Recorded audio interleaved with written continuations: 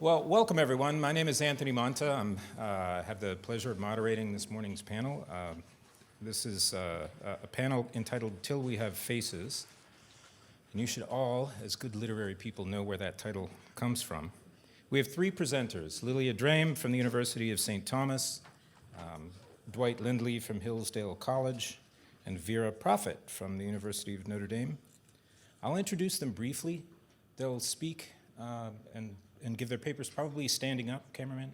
And we have one presentation, so what I think we can do is just go in order, and then we'll have, I hope, time for questions.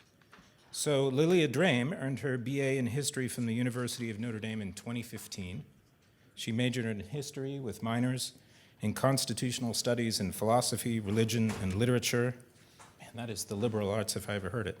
And also served as editor-in-chief of the Irish Rover during her senior year. Lilia earned her MA in Catholic Studies in 2017 from the University of St. Thomas in St. Paul, Minnesota, where she focused her work on a small unknown figure named Dante and his Commedia.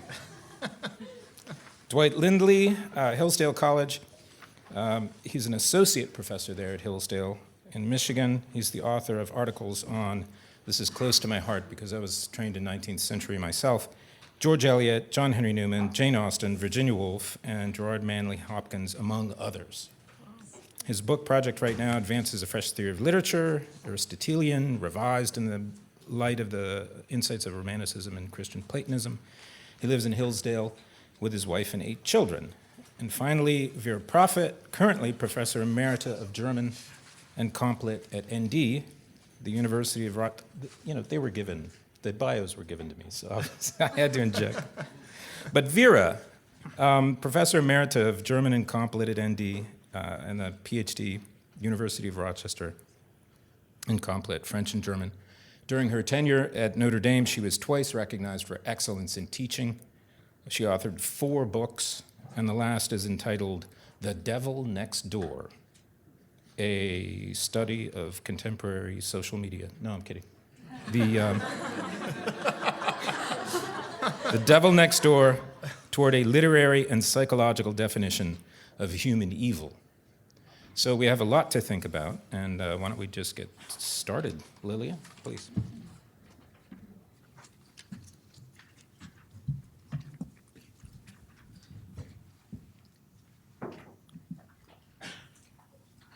I beg for your forgiveness because this is one of those slightly autobiographical papers. This fall, I transitioned out of working as a full-time nanny of 4 years to a most incredible little boy who has since had to grow up and go to kindergarten. Likewise, the suicide of a very dear childhood friend almost 2 years ago continues to leave me questioning the transcendence of friendship. Finally, my husband and I, we just got married like 2 weeks ago. It's great.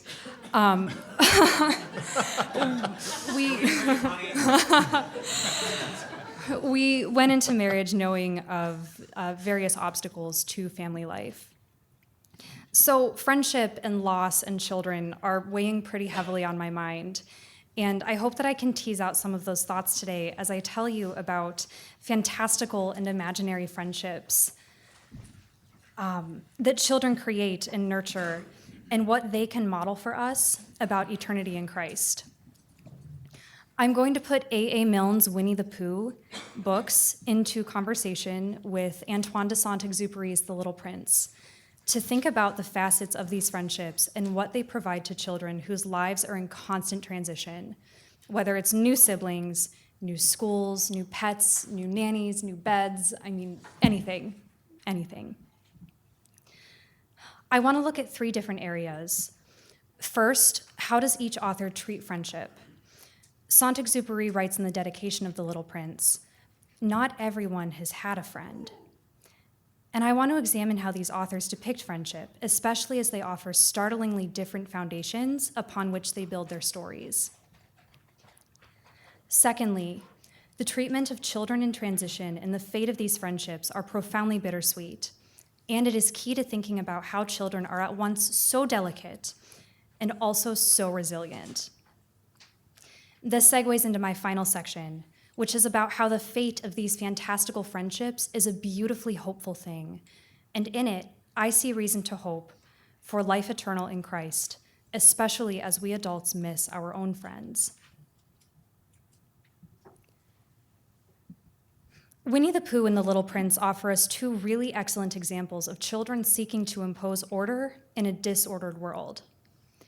We see these moments play out in the friendships that Christopher Robin and the Prince foster, especially as they try to relate to each other and make sense of the complex and fleeting world around them. For Christopher Robin, the lone human character in the Winnie the Pooh books, the forest he inhabits with his toy animal friends is a magical place, and it is entirely subject to his will. For those unfamiliar, the Winnie the Pooh books have 20 short stories about the adventures and hijinks of Christopher Robin and his group of stuffed animal friends. The charming tales include Eeyore loses a tail and Pooh finds one, Christopher Robin leads an expedition to the North Pole, and a search is organdized, and Piglet nearly meets the Heffalump again. Whenever anything goes haywire in the 100-acre wood, which happens pretty frequently with missing tails, woozles, or as they might be, whizzles, or somebody's house just disappears, Christopher Robin is the one to make things right again and restore order. One of my favorite moments to illustrate the kind of friend that Christopher Robin is occurs in chapter 2 of Winnie the Pooh. Pooh goes visiting and gets into a tight place. Pooh visits Rabbit and overindulges in honey and condensed milk to the point that he gets stuck in Rabbit's rabbit hole on his way out. Rabbit, now incensed at having lost access to his front door, fetches Christopher Robin, who said, quote, "Silly old bear," in such a loving voice that everybody felt quite hopeful again. The boy assures his friends that everything will be okay, and they will wait for Pooh to get thin again. Christopher Robin reads to the bear and eventually organizes the effort to push him out once his physique is at the proper size. Even when there is strife, Christopher Robin provides assurance to everyone that they are indeed all going to get along and live harmoniously. There is no doubt about his peacekeeping abilities and generous willingness to aid the animals he loves so dearly. Friendship, then, is perhaps best summarized in these stories as a mutual love and respect that persists especially when the relationship is unbalanced. It exists for no sake other than love. The Little Prince offers a much more somber tale than the cheery Winnie the Pooh stories, but it is no less whimsical. This novella recounts the story of a misfit pilot, kind of a square peg who is by all accounts a successful adult, but who is unhappy in the grown-up world, who meets a little boy from a distant planet while trying to fix his plane engine after crash landing in the Sahara Desert. The pilot learns that the boy, the Little Prince, made his way across space and to the Earth in search of friends after walking out on a rose who grew on his planet and whom the Little Prince struggled to love. For A.A. Milne, friendship in the Winnie the Pooh universe is cheery and affirming and gentle, whereas Saint-Exupéry's take paints a much more fragile picture. Despite making many acquaintances, the prince only befriends a fox, who teaches the prince about friendship, and the pilot, who himself lacks true friends because of his childlike worldview and understanding of other people. The prince's encounter with the fox is quintessential to the explanation of friendship in the book. It is the quintessential explanation of friendship in the book. Saint-Exupéry writes, "Come and play with me," proposed the little prince. "I am so unhappy." "I cannot play with you," said the fox. "I am not tame." "Ah, please excuse me," said the little prince. But after some thought, he added, "What does that mean, tame?" "It is an act too often neglected," said the fox. "It means to establish ties." "To establish ties?" "Just that," said the fox. "To me, you are still nothing more than a little boy who is just like 100,000 other little boys, and I have no need of you. And you, on your part, have no need of me. To you, I am nothing more than a fox like 100,000 other foxes. But if you tame me, we shall need each other. To me, you will be unique in all the world. To you, I shall be unique in all the world. I am beginning to understand, said the little prince. There is a flower. I think she has tamed me. It is possible, said the fox. My life is very monotonous, but if you tame me, it will be as if the sun came to shine upon my life. I shall know the sound of a step that will be different from all the others. Other steps send me hurrying back underneath the ground. Yours will call me like music out of my burrow. And then look, you see the grain fields down yonder? I do not eat bread. Wheat is of no use to me. The fields have nothing to say to me, and that is sad. But you have hair that is the color of gold. Think how wonderful that will be when you have tamed me. The grain, which is also golden, will bring me back to the thought of you, and I shall love to listen to the wind in the wheat. One only understands the thing that one tames, said the fox. Men have no more time to understand anything. They buy things already made at the shops, but there is no shop anywhere where one can buy friendship, and so men have no friends anymore. If you want a friend, tame me. Unlike in Winnie the Pooh, friendship in The Little Prince really takes great effort to initiate and sustain. There is nothing immediate or ready-made about it. There is also no arbiter of friendship or other power tasked with maintaining harmony. It's up to each creature to do his part to make it all work. But as the fox suggests, cultivating friendship makes life brighter and colors experiences and interactions with all manner of things and creatures. Kids, I think, need both visions of friendship. It is just as important for children to grapple with the world independent of their will as it is for them to believe that they can have influence over their surroundings. Where this becomes painful is when children find themselves facing something entirely new. For Christopher Robin and the Prince, it means leaving behind their friends for new adventures. One of the things I told my dear nanny child repeatedly was, I'm going to miss playing with you every day, but I'm so excited for you to go to kindergarten and make new friends and have new adventures. I doubt that he really comprehends what all this means, but I needed to say it to him. And now it makes the time that we do spend playing together so much sweeter, knowing that there's a promise that he's in my heart and I will not forget about him. While I wish I could take credit for this kind of thinking, Milne and Saint-Exupéry, who were some of our favorite authors to read together, have much more articulate thoughts on the matter. Throughout The House at Pooh Corner, the second of the two Winnie the Pooh books, we see the animals in distress about Christopher Robin's sudden and mysterious absence from the 100-acre wood. We learn that Christopher Robin must leave the forest behind and go to school, where he'll learn about factors and knights and things that come from Brazil, and also how to make a suction pump if you are so inclined. We learn that in the final chapter titled, In which Christopher Robin and Pooh come to an enchanted place and we leave them there, Milne offers a heart-wrenching dialogue to close out the book. While Christopher Robin sits out looking over the world and wishing it wouldn't stop, he knights Pooh. Thank you, said Pooh, which is a proper thing to say when you have been made a knight, and he went into a dream again, in which he was a knight to good King Christopher Robin. And every now and then he shook his head and said to himself, I'm not getting it right.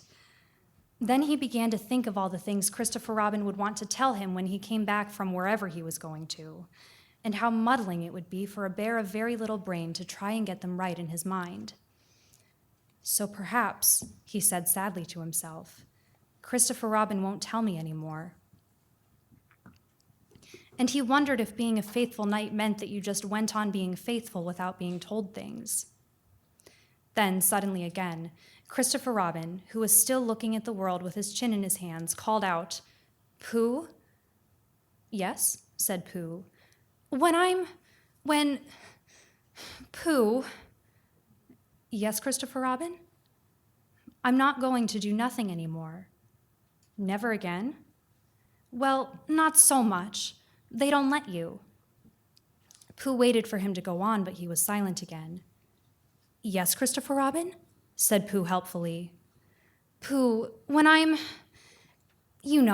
not doing nothing, will you come up here sometimes? Just me? Yes, Pooh. Will you be here too? Yes, Pooh. I will be, really. I promise I will be, Pooh. That's good, said Pooh. Pooh, promise you won't forget about me, ever. Not even when I'm 100. Pooh thought for a little. How old shall I be then? 99. Pooh nodded. I promise, he said. Still with his eyes on the world, Christopher Robin put out a hand and felt for Pooh's paw. Pooh, said Christopher Robin earnestly, if I'm not quite... He stopped and tried again. Pooh, whatever happens, you will understand, won't you? Understand what? Oh, nothing. He laughed and jumped to his feet. Come on. Where? Said Pooh. Anywhere, said Christopher Robin.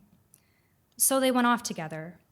But wherever they go and whatever happens to them on the way, in that enchanted place at the top of the forest, a little boy and his bear will always be playing.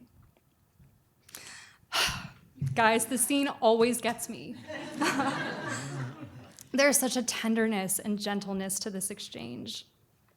Winnie the Pooh is trying so desperately to understand what is happening for his friend, while Christopher Robin is betraying his anxiety and also trying to put on a brave face for Pooh's sake.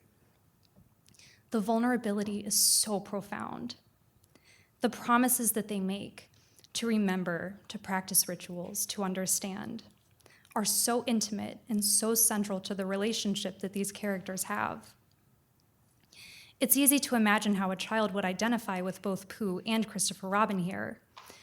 They are both in uncharted territory and are both uncertain of how this disruption will affect their friendship.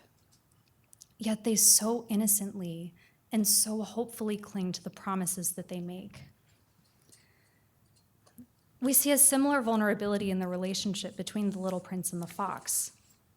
Saint-Exupéry writes, "So the little prince tamed the fox, and when the hour of his departure drew near, 'Ah,' said the fox, 'I shall cry.' 'It's your own fault,' said the little prince. 'I never wished you any sort of harm, but you wanted me to tame you.' 'Yes, that is so,' said the fox. 'But now you are going to cry,' said the little prince. 'Yes, that is so,' said the fox. 'Then it has done you no good at all.' 'It has done me good,' said the fox, 'because of the color of the wheat fields.'" This is my favorite moment in the whole of The Little Prince. I love the fox's recognition that even when we must say goodbye to our friends, even for a very long time, the experience of loving someone else continues to change us and shape us and inform how we see things. The prince leaves the pilot as well at the end of the story, as he goes to return to his home planet. The pilot is distraught and simply does not understand this fantastical little boy who must return to his rose, but the prince assures him, "When your sorrow is comforted, time soothes all sorrows. You will be content that you have known me. You will always be my friend. You will always laugh with me." Friendship doesn't stop just because we're separated from those we love, nor does it mean forgetting about those who won't travel with us permanently. And dear friends, this is stuff of hope. This is the promise of eternity, the kind of promise that can only come from the pure and tender-hearted. For these children, the assurance is that friendship somehow persists outside of our normal understanding of friendship as being something that just exists between two regularly communicating creatures. For children and for Christians, friendship is not dependent upon time and place. For young ones whose lives seem to be constantly in transition, and heck, for us adults who experience that too, what we want is to know that we have people who love us even from far away, people who can see the wheat fields and remember us. I think this resonates so deeply because this is the promise of Christ, that we will not be left behind or forgotten. To borrow from The Little Prince, that we are creatures whom he has tamed and brought into his fold, and he will be responsible for us forever. The Little Prince and Winnie the Pooh are hardly about the promises of the gospel, but I think that both authors are really honing in on this deeply human desire to be accounted for and to be on the receiving end of love that transcends time and space. We need the assurance that we have the heavenly church, which, God willing, includes our family members and friends who have gone before us and will continue to remember us in prayer. These stories are invaluable points of entry and frames of reference for young hearts to make even the smallest bit of sense about how to cultivate a friendship with Christ. Christopher Robin's love for Winnie the Pooh and company, and the prince's love for the pilot, the fox, and the rose direct our attention to the transcendent friendship being a worthy possibility. These desires for love and control and order come so naturally to children. Throughout the Gospels, Christ implores us to be childlike in our faith and to grasp for a sense of wonder and awe that so many adults lose. What Winnie the Pooh and the Little Prince both succeed in doing is opening up young hearts to the fact that wanting something eternal, something essential, is good and worthwhile. It is painful, and we endure loss and transition, and we fail to love well, but it is our friendship with Christ that puts heaven and the possibility of a friendship that far surpasses the fictional ones described right within our grasp. Thank you.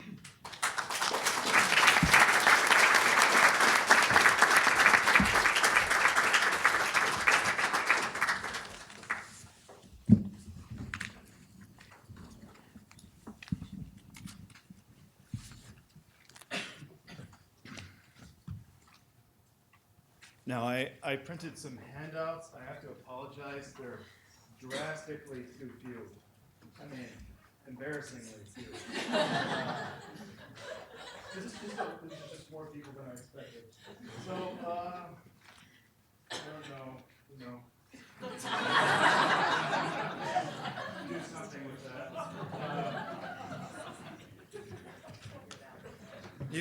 You can share them and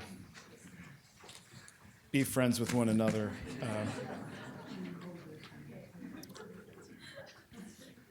If you are already familiar with Hard Times, the novel I'm going to talk about, maybe just keep on passing it. You know.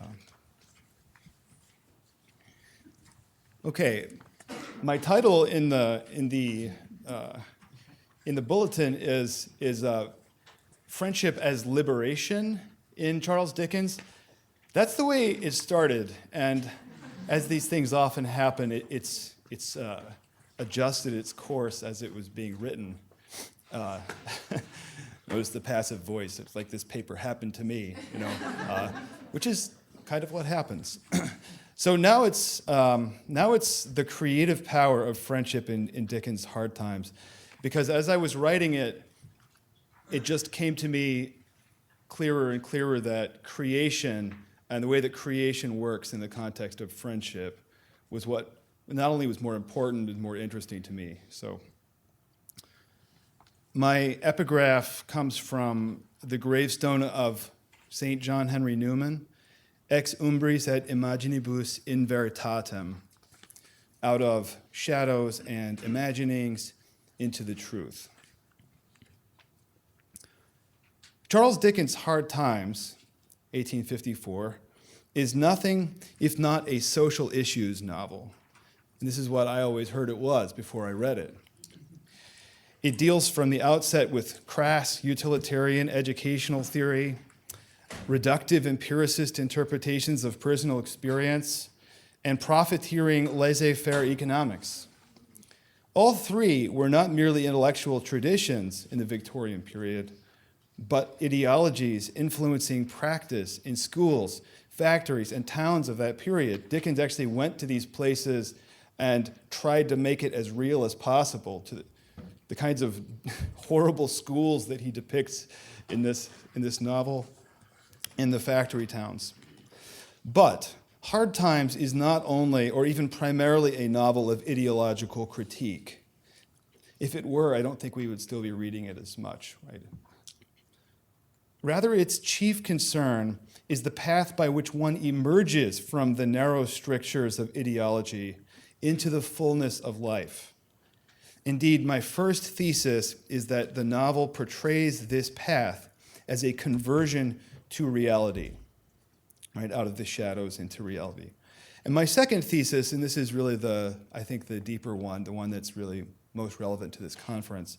Second thesis is that this conversion happens by virtue of the creative power of friendship. So first, as to the conversion to reality.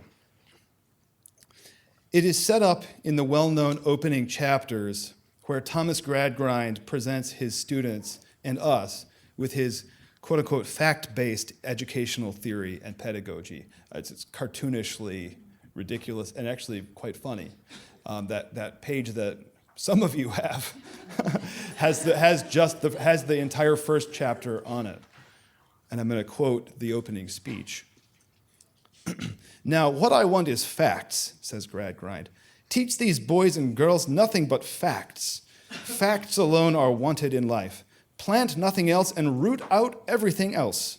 You can only form the minds of reasoning animals upon facts. Nothing else will ever be of any service to them. This is the principle on which I bring up my own children, and this is the principle on which I bring up these children. Stick to facts, sir.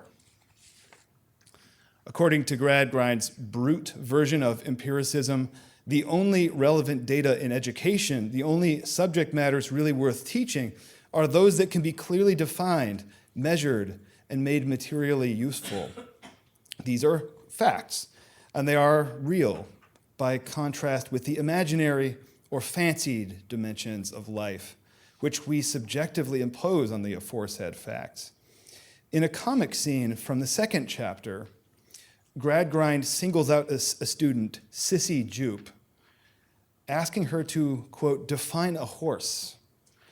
And Sissy, who has grown up around real horses, cannot imagine how she might condense all that horses are, the overwhelming phenomena of their being, into a sentence. He says, define a horse, and she's like, are you kidding me? Oh, define a horse? Thankfully, Gradgrind has a protege at hand, a boy, Bitzer, who can give him just the kind of definition he wants. Quote, quadruped, graminivorous, 40 teeth, namely 24 grinders, 4 eye teeth, and 12 incisive. Sheds coat in the spring, in marshy countries, sheds hoofs too. Hoofs hard, but requiring to be shod with iron. Age known by marks in mouth, etc., etc. So it's just a cluster of data points that are concrete and measurable. And now, Gradgrind says to the embarrassed Sissy, you know what a horse is. It is a set of facts, material, measurable, manipulable, and education is about learning these sorts of facts, purified of all unnecessary imaginings. Now, from the start, Dickens embeds all sorts of clues in his depiction of Gradgrind, indicating that his ideology is utterly impracticable, which we can all tell already. On the first page alone, Gradgrind cannot avoid using a metaphor, which is an imaginative transference of one image into the place of another. It's the most basically imaginative act is the creation of metaphors.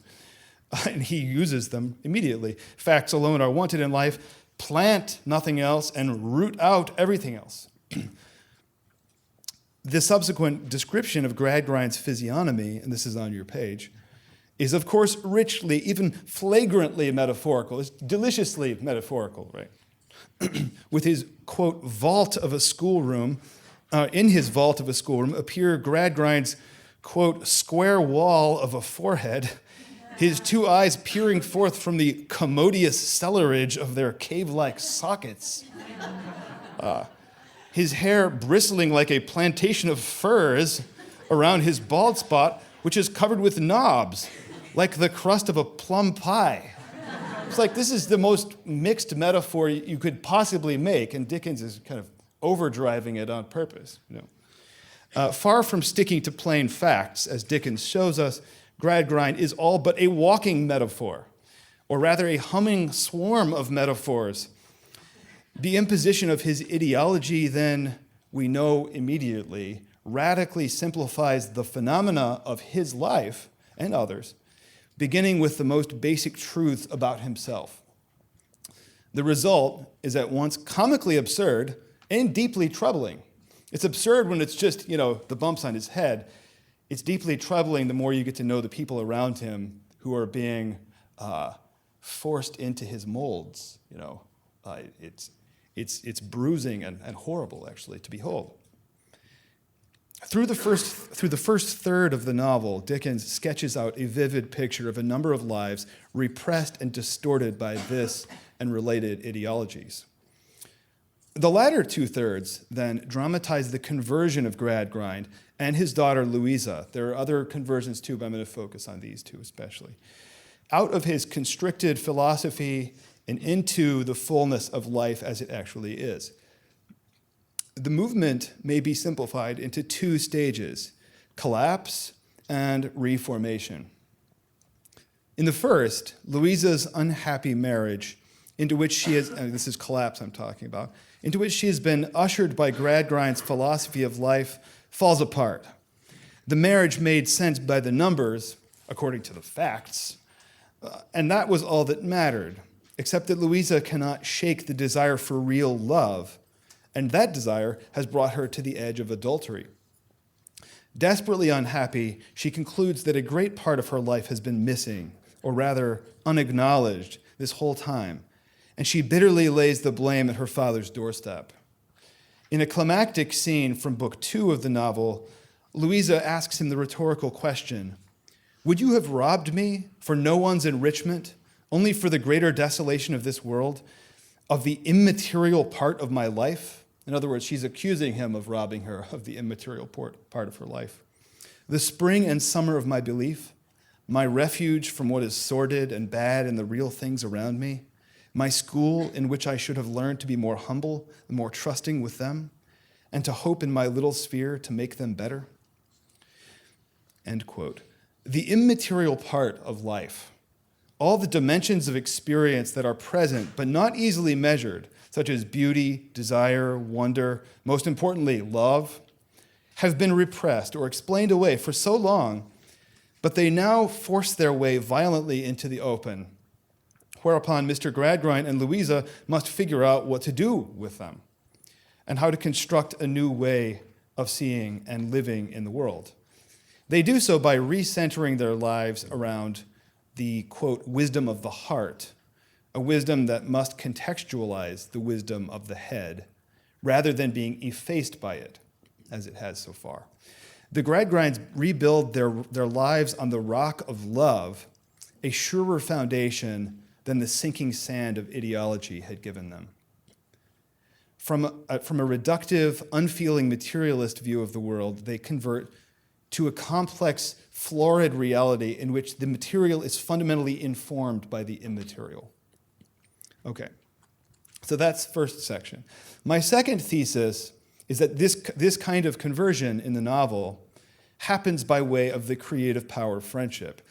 While I have already suggested that Mr. Gradgrind and his daughter are forced out of their ideology by its own critical failure, an even more important reason for their conversion is the presence in their midst of Sissy Jupe, that same poor girl who did not know how to define the horse. She is now an orphan living in Gradgrind's house. The life-changing fact about Sissy is that she is short for Cecilia, but she's Sissy. Is that she, unlike the emotionally impoverished Gradgrinds, knows how to be a friend, and her friendship changes their lives from within, so subtly that they do not even realize it's happening at first. While, for the sake of time, I'm going to limit my discussion mostly to Sissy Jupe and her effects on the Gradgrinds, what I have to say here applies to other parallel narrative strands in the novel. For example, those of Stephen Blackpool and James Harthouse. I'll mention them briefly, but in each case, Dickens draws out several aspects of friendship worth our attention, among which I will focus especially on its creative power. So what does Sissy's friendship look like, then, that makes such a big difference in their life? Its more familiar characteristics are constancy, sympathy, and acceptance. In a powerful scene between Sissy and Louisa, who is now married and somewhat haughty towards her old friend, the orphan makes clear that she will always be available in spite of Louisa's bitterness. Quote, "I have always loved you and have always wished that you should know it. But you changed to me a little shortly before you left home. Not that I wondered at it. You knew so much and I knew so little, and it was so natural in many ways, going as you were among other friends, that I had nothing to complain of and was not at all hurt." End quote. Her constancy in the face of coldness is palpable, and Louisa feels it. Quote, "Louisa understood the loving pretense, and her heart smote her." End quote. Friendship awakens the heart in this scene and others like it, and calls one into the fullness of a life of love. Sissy's sympathy, her capacity for entering into the lives of those around her, has a similar effect. It's something the Gradgrinds don't have much of themselves, but once Sissy's friendly sympathy begins to make itself felt, other members of the household start to become more sympathetic as well. After getting married and moving away, Louisa notices this change in her younger sister on a visit back home. Indeed, she feels herself being drawn into a life of sympathy in the same way. Louisa starts accidentally showing sympathy to people, almost without thinking about it beforehand.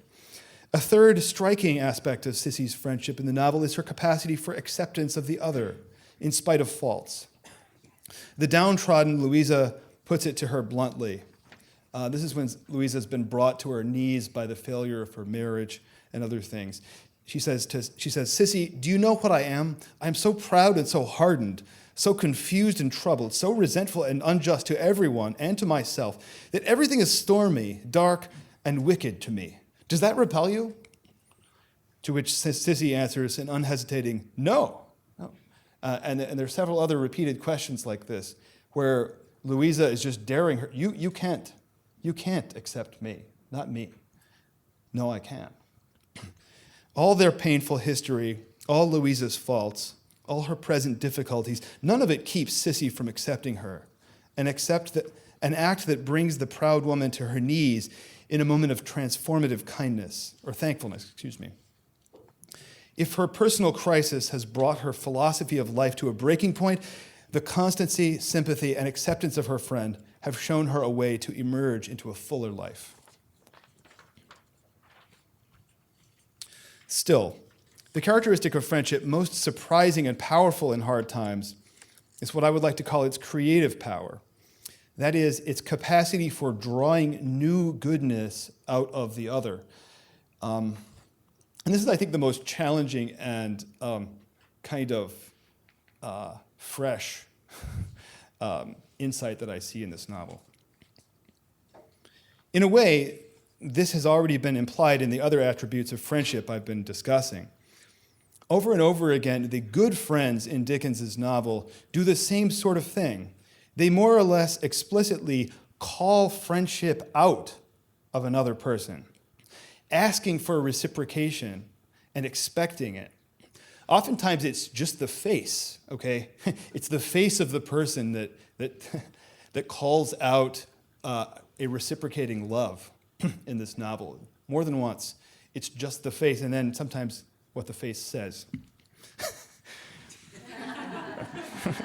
We've already seen Sissy doing this with Louisa. And I didn't mention this, but at the end, the last scene in the climactic scene, the last moment in the climactic scene with Sissy and Louisa, after Sissy forgives her, accepts her in spite of her messed up life, symbolically, it's really striking and beautiful. Louisa lays her head on Sissy's breast at her request, which is an echo of course, St. John on the breast of our Lord, but it's also a symbol of her recontextualizing her head in terms of the heart, right? The wisdom of the head in terms of the wisdom of the heart. Okay. Stephen Blackpool does the same thing with Louisa in a different scene. Calls her out to be somebody that she is not yet. In a moment of vulnerability and need, Stephen turns to her face for refuge, it says, hoping to find help and goodness there. And then not long afterward, she finds herself overcome with quick sympathy, right? It's because he asks it of her that she becomes capable of giving it to him. A response that she has not been capable of before and now is possible for her. His gesture, like Sissy's, calls her out into life. Sissy has the same kind of effect on the rake, James Harthouse. This is the fellow who's been systematically trying to draw Louisa into adultery, as rakes do, I guess. In a remarkable scene, right? In a remarkable scene, Sissy intercedes to get him away from her friend. And she does so by calling goodness out of him. A very unlikely character. She looks at him, quote, with a simple confidence and, quote, a faith in the truth and right of what she is saying. Looking this smooth talker and manipulator in the face, the girl of disarming innocence says, I will, quote, I will trust to you, sir, and you will trust to me. Completely confident that he will go against his character and leave the town, as well as his opportunity for adultery behind. It is Sissy's goodness, her trust, that calls forth rare goodness in James Harthouse, just as it does in Louisa, and in Mr. Gradgrind himself. Real friendship, as Dickens shows us, is creative. It fosters and develops capacities for goodness in a person that were not there before. It makes us who we have always been meant to be. And it brings us to the opportunity of conversion. And I think it's important to notice it's an opportunity, right? It doesn't force conversion. You have to respond to it. In that place, in that chapter where Sissy calls this fellow Harthouse to leave town and stop leading her friend astray, he agrees. He feels the force of her goodness, and he decides to do the good thing himself. But Dickens says that this may have been the very best passage in his life, and it was one he was ashamed of later, right? So he chooses to say yes to it in this moment, but in the broad context of his life, most of the time he does not choose that. In this respect, Dickens's presentation of friendship draws out a lovely aspect of God's image in his creatures, this creative aspect. He loves us, he, God, with what the tradition has called a love of predilection, a love that calls into being our love, our goodness. We are, so to speak, loved into being by his creative goodness. And as Charles Dickens' Hard Times makes clear, this is also the way that friendship works in our lives. And perhaps one of the most rewarding things about true friendship. This is why we keep going back to our friends, I think. It calls us out of the limits of our constricted selves into the fullness of personhood and sanctity. It makes us, or at least contains the capacity to make us, who we were meant to be. It participates in that, in God's creative renewal of the soul, a renewal that always unfolds through the deepening of love. And of course, friendship being one of the paradigmatic human forms of love, not just human, divine. If the Gradgrinds of Coketown emerge from the shadows of their materialist ideology into the much richer and more fulfilling world all around them, God's world, it is because he has sent them friends, ready to love them with a love of predilection. Friends who participate in the one love that holds all things in existence and is ever calling them forth into what they are meant to be. Thank you.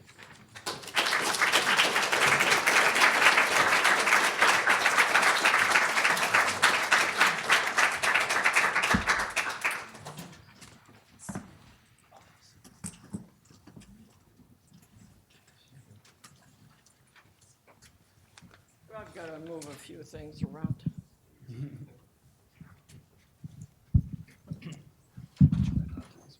First of all, I would like to thank all of you for coming. And secondly, I would like to thank all of those folks who organized this conference, particularly in view of the fact that we could not meet in a single building. I think the task must have been Herculean. I mean, really, it's amazing. First and secondly, I would like to assure you that this paper is not about friendship. It is exactly about its opposite. Beyond the din, the limitless freedom, the proliferating options to make more money and or live longer, what really matters? Do I really matter? These questions, essentially they are one and the same, must be answered. For the search itself, value is ascribed not only to the principle or person valued, but also and inevitably to the person valuing. Alfred Adler once said, "The fastest way to know what is important to someone is to watch where the feet go." Think about that sometime. For better or worse, we as individuals and as a society are defined by what matters to us. Given the distortions of our age, it may be appropriate to look for moral guidance from those who clearly did not find the right answers, failed to enhance their lives or the lives of those around them.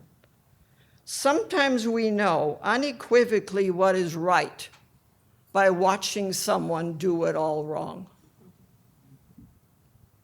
And I'm sure you've already come up with a number of examples. In his The Picture of Dorian Gray, Oscar Wilde narrates the story of an English aristocrat accorded the tandem privileges of wealth and good looks. I apologize to those of you who are only too familiar with the story. Upon the completion of this resplendent, full-length portrait, Dorian Gray utters a fateful wish.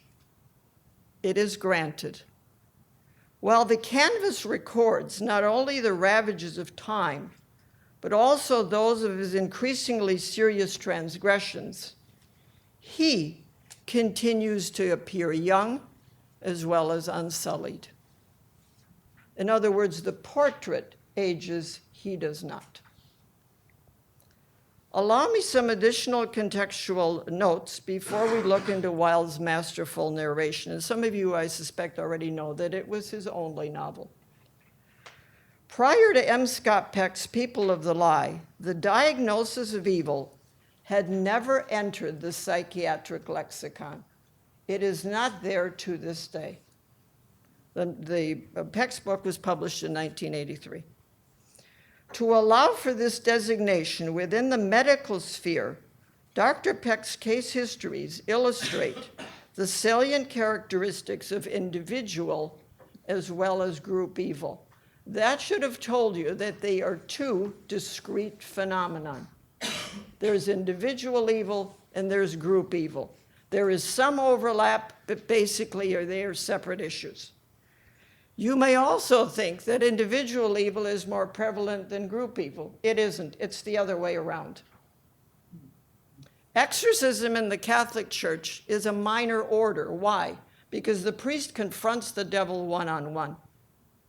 Most of us do not live in that kind of world.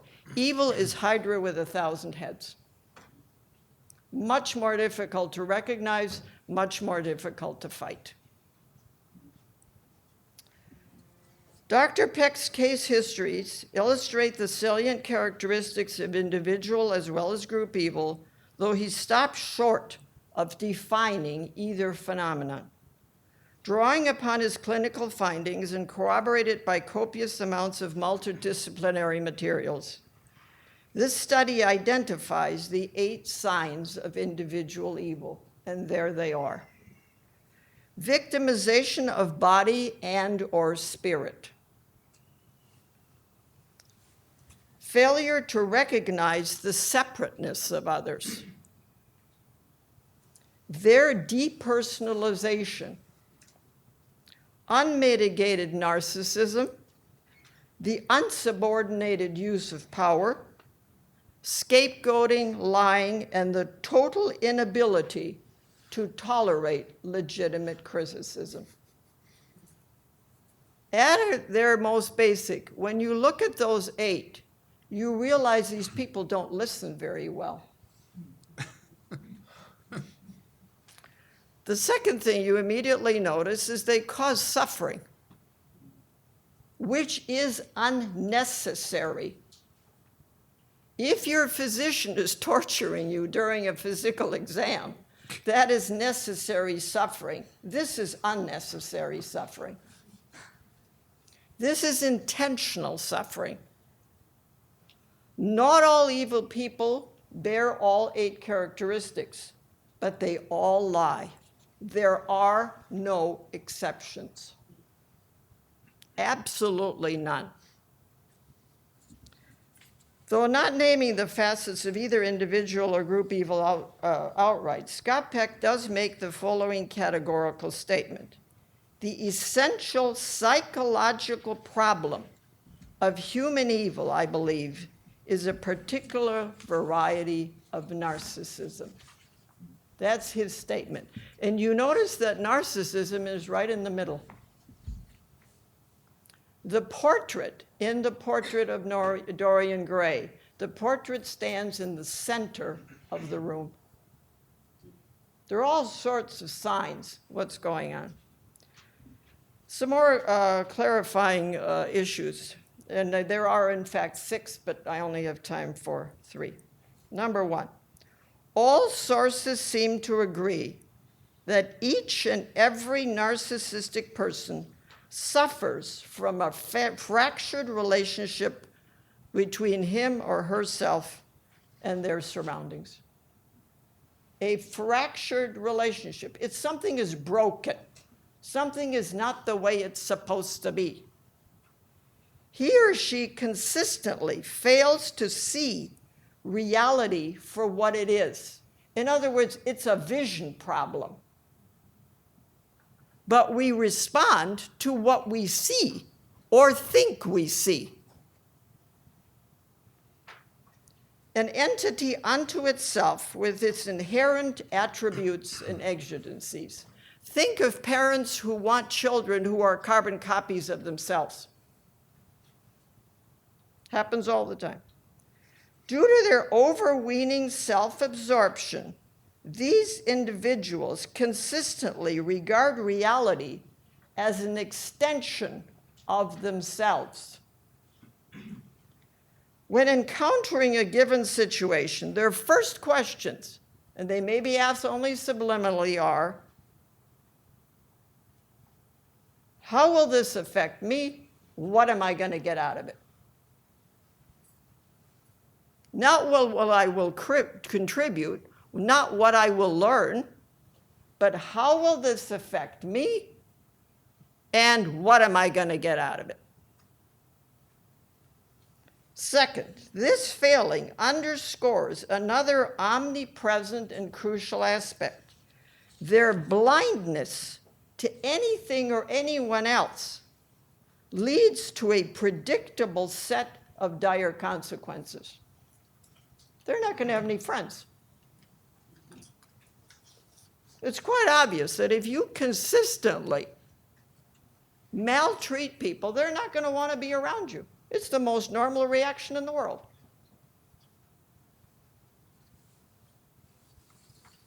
Three, narcissism should never be equated with self-love. On the contrary, the selfish person, quote, is basically not fond of himself, but deeply dislikes himself. That's right out of Erich Fromm. 4, not all narcissists are evil, though all evil persons are narcissistic. Adopting Erich Fromm's nomenclature, Scott Peck agrees that evil persons suffer from a specific variant called malignant narcissism. It eats you up.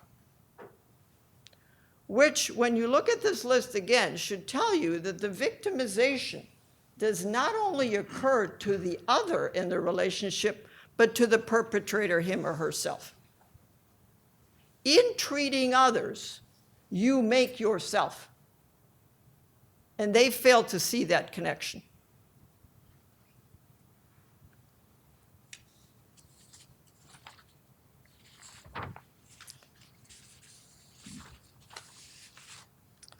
A month after the first, Dorian Gray makes his second major decision. Let me read that again. A month after the first, Dorian Gray makes his second major decision. That should tell you that evil is a choice. People move along a trajectory. We are creatures of habit. We choose what we do. We only make maybe 5 or 6 or 7 major decisions in our lives. The rest is fill-in stuff, but we do make them.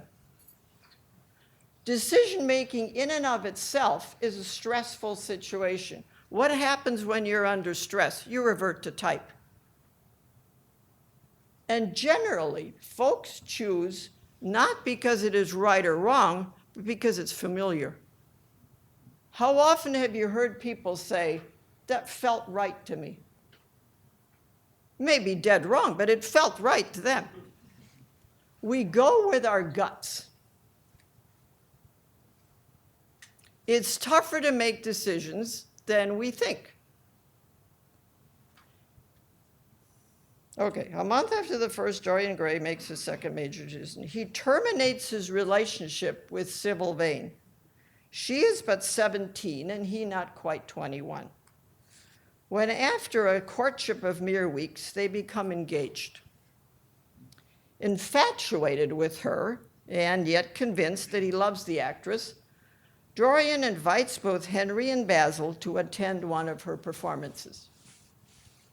Let me remind you, it is not only Sybil in this scene, but also his 2 friends, Basil and Henry.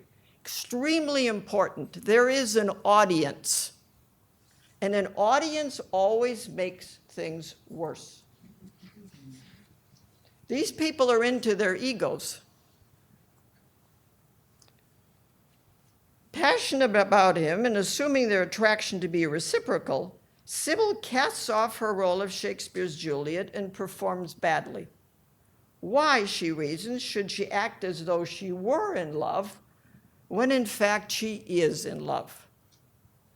Her fiancé's reaction to the theatrical debacle is as instantaneous as it is ruthless.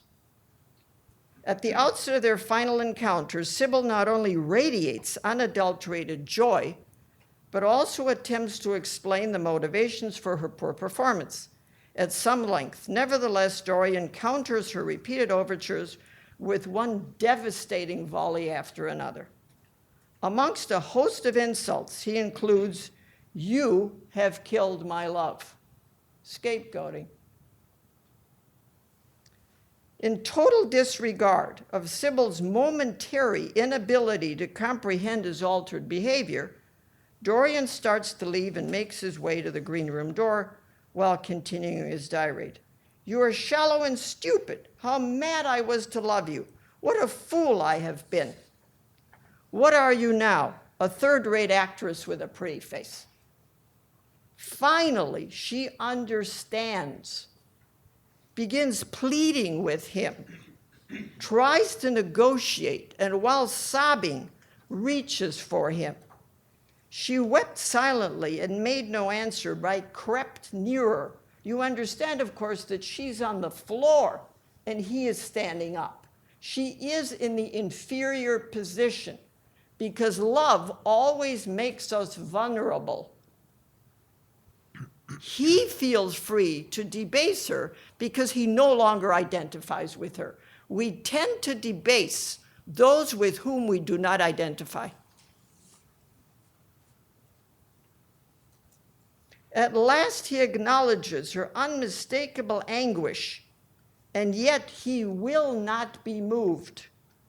He turned on his heel, left the room, and in a few moments he was out of the theater. She commits suicide. She's 17. Both scapegoating and self-absorption become apparent, as does the fact that he believes his ego, his self-image, these have been compromised. Evil people are always worried about their self-image. Now that he has drastically altered his perspective, he feels as though Sybil played him for a fool. To exacerbate the situation, his closest friends witnessed that denigration. For him, that makes it worse. That failure, perhaps he reasons, both Henry and Basil now question his judgment. Of course they do. His attacks upon Sybil stand in direct proportion to his bruised ego.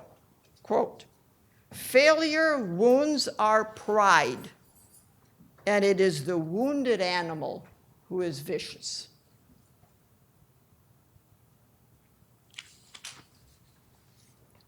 After this problematical beginning, Dorian could have changed course. He was still free to choose otherwise. But as a matter of fact, he does not. The verifiable tendencies revealed at this juncture evolve into a habit and become, if not impossible, harder and harder to break. In the final analysis, he does not and ultimately cannot extricate himself from the pattern initiated so long ago. One of the mistakes that most folks make is that we believe that we're always free to do something else. Practice lags behind theory every time. The more you do something, the more likely it is you will do it again, until it becomes not a habit, but a compulsion. Think of a very simple example. You're used to eating dinner around 5:30, and suddenly you're in a group where you have to eat at 7. Lots of mumbling going on, because your habit was to eat at 5:30. And I'm deliberately choosing an example that has no ethical overtones.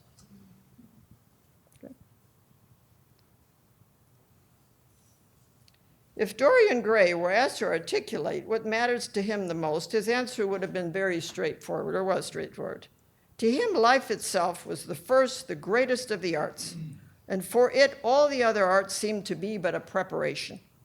And his life consists of any mode of thought and of behavior he deems appropriate, simply because he deems it so.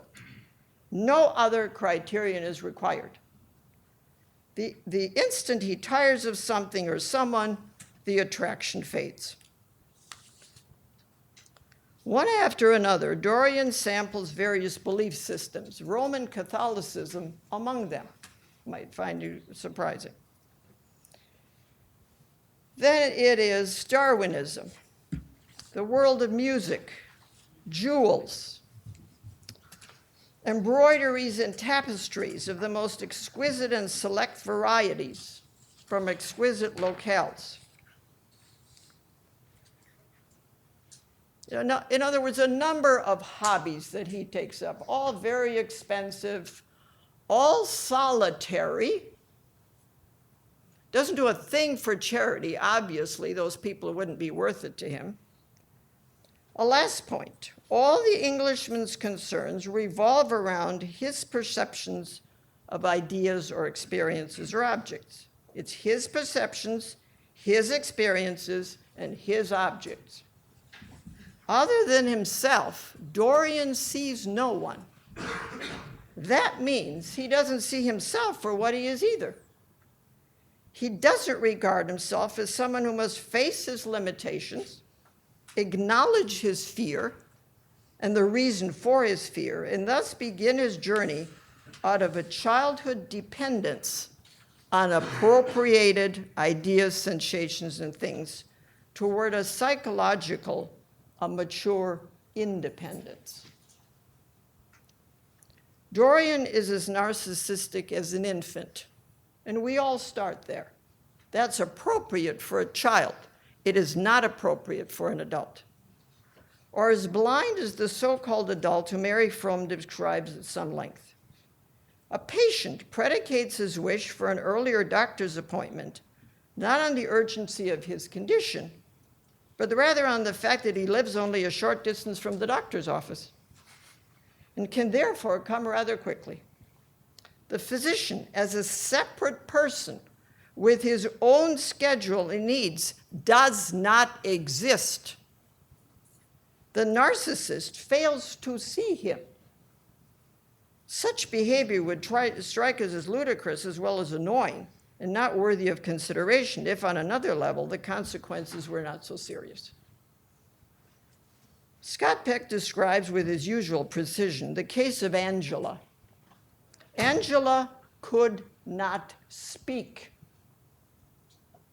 Her mother completely ignores her daughter's wishes and insists that she dye her hair blonde, though the 11-year-old does not find fault with her black locks. Her mother did not accept the validity of Angela's boundaries. Indeed, the very existence of these boundaries were anathema to her, as symbolized by her refusal to allow Angela to close her bedroom door. Though she functioned well in a professional setting, the 30-year-old woman's inability to forge close and fulfilling relationships with other adults could be directly attributable to her mother's relentless intrusion upon her person as a child. Notice that she functioned very well professionally, but not personally. In other words, she wasn't an integrated person. When you say to somebody, get your act together, or so-and-so has it together, what you're saying, in colloquial terms, is be an integrated person. She could not be that, though she was 30 years old and functioned well professionally. In order to preserve her fragile autonomy, her sense of self under these trying circumstances, she makes her boundaries excessive. Due to her blatant narcissism, her concomitant failure to see Angela as a discrete entity, her mother lacks the restraint required to see her daughter as another and not a part of herself. And I bet all of you can think of examples like that already.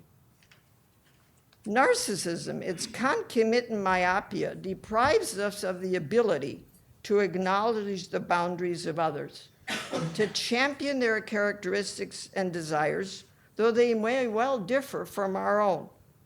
The will to further the identity of others, their beliefs, to extol their unique nature and their happiness is called love.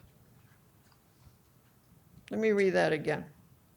The will to further the identity of others, their beliefs, to extol their unique nature and their happiness is called love. When I question myself about the place of love has in my life, I must therefore ask if there is any person in my life whose growth and happiness is as real or more real to me than my own. If so, love has truly entered my life. That's from John Powell. Knowing someone else belongs on our team for the duration, knowing someone wishes us well, the world of love is closed to the narcissist. They're never going to get there.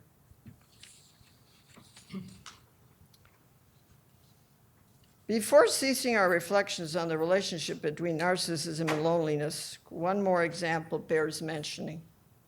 At the time that she came to him for treatment, Scott Peck could not deal with her effectively. Quote, Charlene possessed remarkable intellectual gifts. She had an IQ that would sink a battleship. Yet in an effort to help this patient understand that her self-centeredness and her sweeping disregard of others' appropriate requests constituted the root of her persistent failures.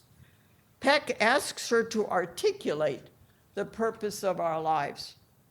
As a former catechism instructor, he could assume that she could furnish an appropriate answer. The purpose of our life is to glorify God. Well, I asked. This is Scott Peck speaking to Charlene. There was a short silence. I cannot do it. There is no room for me in that. That would be my death, she said in a quavering voice. Then, with a suddenness that frightened me, what seemed to be her choked back sobs turned into a roar. I don't want to live for God. I will not. I want to live for me, my own sake.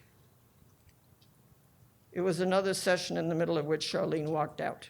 Oh God, she's so alone, was all I could whisper. Narcissism is concomitant to loneliness. To say that Dorian shatters the legitimate boundaries of both Ethel Hallward and Ellen Campbell qualifies as an understatement. Nevertheless, it must be restated at this juncture that Basil's murder and Ellen's suicide result directly from Dorian's boundless narcissism. They never know when to quit. Both Basil and Ellen do suffer all the deleterious consequences of Dorian's crippling attitude. Close contact with a malignant narcissist with those of an unsubmitted will spells danger, potentially a danger unto death. Evil kills. Thus reads the most direct definition of human evil. Or as Scott Peck's son once reminded his father, evil is life spelled backwards. Thank you very much.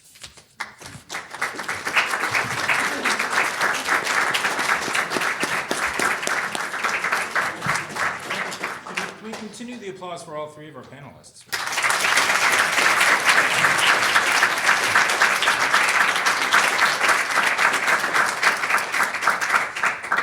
I can beg a few minutes of time. Are there any burning questions, particularly from students?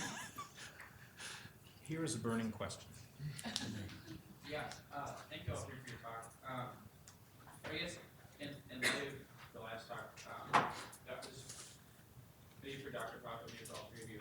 I was kind of wondering, like, what, in the context of friendship, like, what is the proper, I guess, disposition to have towards evil? Because I guess with Dr. Lindley, your example, like, I guess the example of Louisa and Sissy is very moving, and like, and Louisa is not, I guess, evil in the way you were describing, Dr. Lindley, but I guess I'm sort of wondering how, in the context of like human relationship, what is the disposition we should have towards evil? Like, should it be condemning? Should it, like, yeah, I just don't quite know how to think around